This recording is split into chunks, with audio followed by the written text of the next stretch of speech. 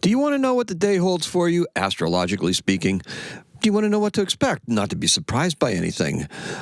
It's a good idea, right? Stay tuned, and I'm going to let you know, because this is the Daily Astrocat Astrology Report.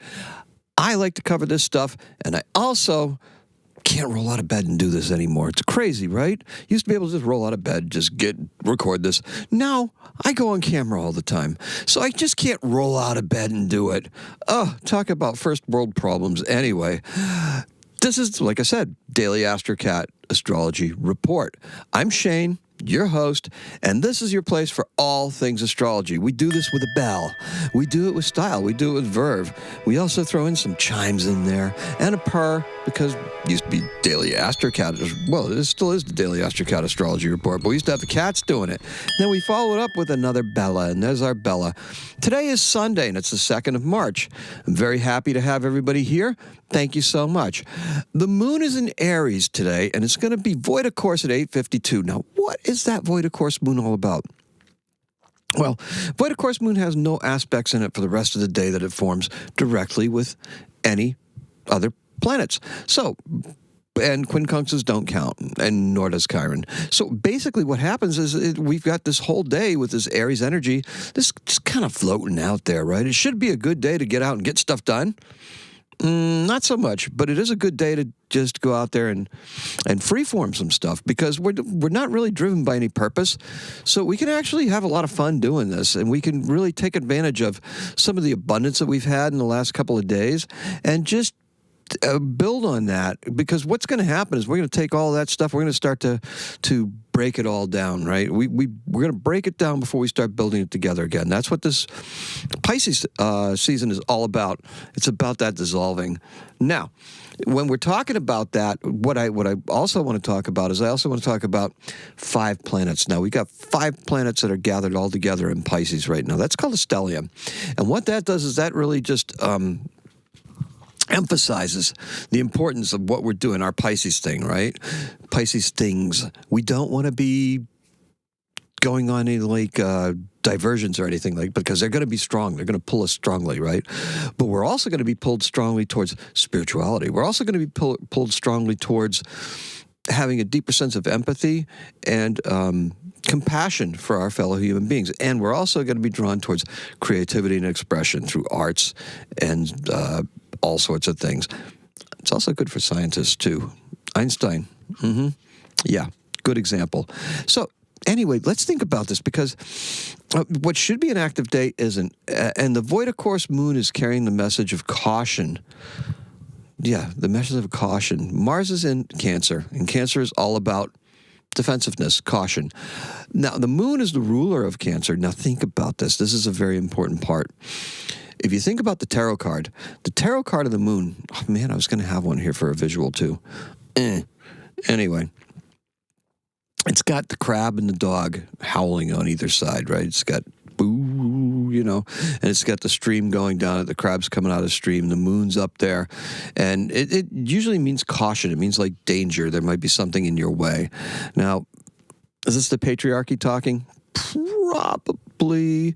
Now that crab being in there, though, with Mars being in Cancer, that's very interesting, because that defensiveness, that caution that we're feeling is actually brought on by a trine that Mars is experiencing with Saturn. So Saturn is saying slow, slow, slow, and Mars is saying, okay, let's go slow. Let's see what we got here. It's a very, very, it's an important angle that we're at, and it's a very important angle that we need to just understand, because this is part of what my whole astrology forecast has been for the last, I don't know how long. It's been a long time that I've been talking about this Mars retrograde. Been talking about Mars retrograde basically since September of last year. We really started getting into it when Mars actually did go retrograde, and actually when Mars entered Leo, and then when Mars went retrograde in Leo back in the 6th of December. So, and we're looking forward towards, say, some dates in April when Mars is trine with Saturn again, and when Mars finally leaves Cancer for Leo for the second and ultimate time.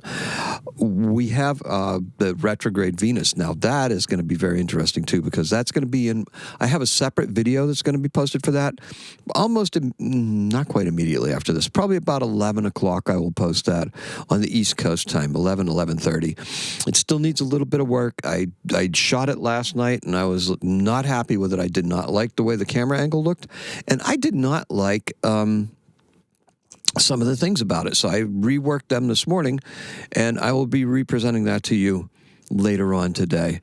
I'd rather go with caution. We're learning here. I want to make sure that what I'm teaching, what I'm demonstrating, what I'm showing is the absolute best stuff that I can come up with, and it represents where I'm at with my thinking, where my intuition is taking me, and where it's going to take you on your road to understanding astrology better. Now, with that being said, we got the tarot card with the moon on it, right? The crab in Cancer. The dog. Why is the dog on that Cancer card, on the moon card, right? Call it a Cancer card. It almost is, right? Well, think about it. When Cancer is in the sky, that's when Sirius the dog star first appears. Now, that signifies harvest season because it also brings the floods for the Nile River. The flooding season actually begins when Sirius starts to appear as well. It's good for the soil. It's good for what the Egyptians needed it for. But floods, right? Caution. The water right there. Now, this is a very watery time with all of that stellium in Pisces, and that means that our intuition is very much heightened. That's why I've been relying more on Sabian symbols, because they're intuitive symbols. They were done by a medium, and they tend to speak to the situations very, very well, particularly when you take them into account. Now, Mercury and Neptune are conjunct today, and this is very important to me. Now, they're conjunct in Pisces. Why is that important to me? Well, I can tell you right now that I have a Mercury-Neptune trine, and Mercury is in Pisces. Now, Neptune, I believe, is in Scorpio. So what we have going on is we have this project going on, right? Our projects. So the void of course moons are actually good for working on older projects, as well as, you don't want to start anything willy-nilly new, and we didn't want to do that anyway. We saw what happened when people took too much Mars energy and just ran with it, right? Not good. I'll get into that in a minute. Our keyword today is actually abundance, because I'm feeling that way. The Sabian symbol would be is the prism breaking into light, and that's the point. That's 29 Pisces. That's actually where Mercury and Neptune are. That's different, okay? That's different because the number before it is actually the harvest in the moonlight for the abundance. This is actually just taking that abundance and scattering it. It's putting it into its component pieces, taking what it is that we are and just going, boom, let's just scatter it. When things end, they break down into components and then they reform. There's a memory, they reform, and then they're reborn. And so that's the point where we're actually heading. We're going to take some of that thinking that we have that's rooted in this world, that 3D thinking, and we're just going to break it down, get rid of it. Let's just put it all together and we're going to pledge to ourselves that we're going to move forward with a more enlightened attitude and a higher mind, rather than paying attention to all the nitty-gritty nastiness all around us. It has no place for it. Do we have to engage with it? Yeah, we do, because we just can't let them get away with just bullying us into whatever it is that they want, and they meaning the 3D world, the moneyed elite, the oligarchy, so to speak. Bernie Sanders has been talking a lot about that, and I kind of like it, Plus, he's got that New York accent, even though he's from Vermont. Yeah, right. almost everybody in Vermont has a New York accent, except for the people that are born there. All right, so let's go. That's a little New England insider, okay? That's some inside information from New England. The color is moonlight reflected on a red car's hood. Now, we're viscerally repulsed by the exaggerations of Jupiter and Gemini. Yeah, it's been kind of a lot lately, right? Mm-hmm. We also have a sun square Jupiter that's like, nope, put up the cross, right? Nope, keep the vampires away.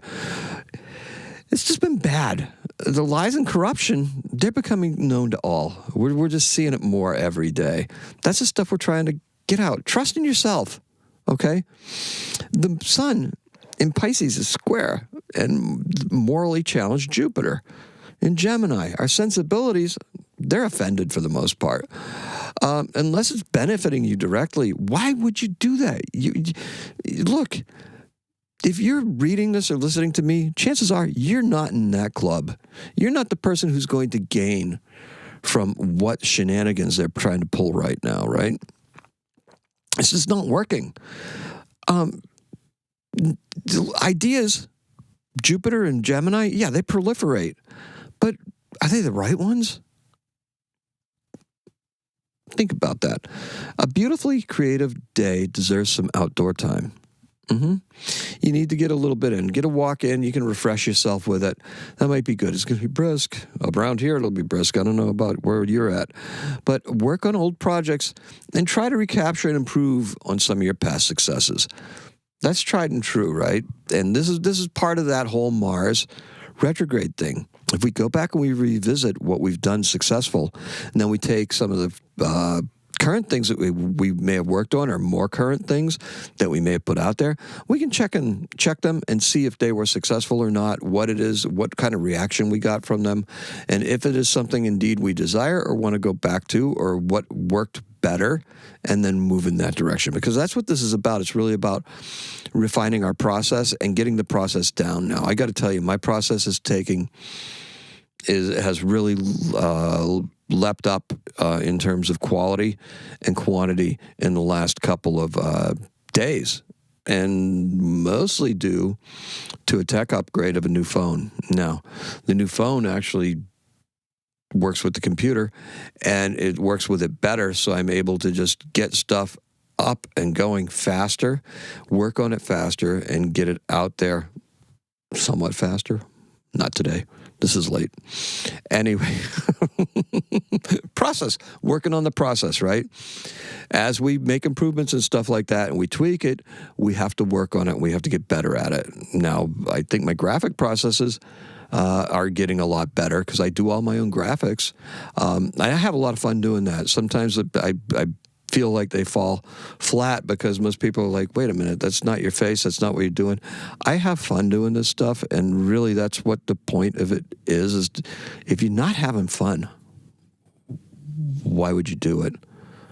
Have fun. Okay, got our beautifully creative day that went on, and I just told you got to get serious about each other's health too. Okay, not just yours, but whoever your significant other is, or whoever you have to share your living spaces with, get serious about that, because active minds, this is important. An active mind, you don't have to really get outside to get active, right? You can activate your mind. You can keep your mind busy. An active mind can lead to better physical overall health, or overall physical health. In 1971, listen to this, oh my God. Okay, 1791, read the script, okay. Long-distance communication speeds up. Woo, what do we got here? Smoke signals? No. Semaphores, flags, right? Got a semaphore system going in Paris. Oh, let's talk with semaphore. 1790, think about that. I just talked about getting a new phone, and it's barely, 250 years later after that? That's not a lot of time for that kind of improvement, right? Semaphore? Yeah, what the heck? That was the big improvement. Then the telegraph came along, and then the telephone, and we got all sorts of things working, right? Telegram.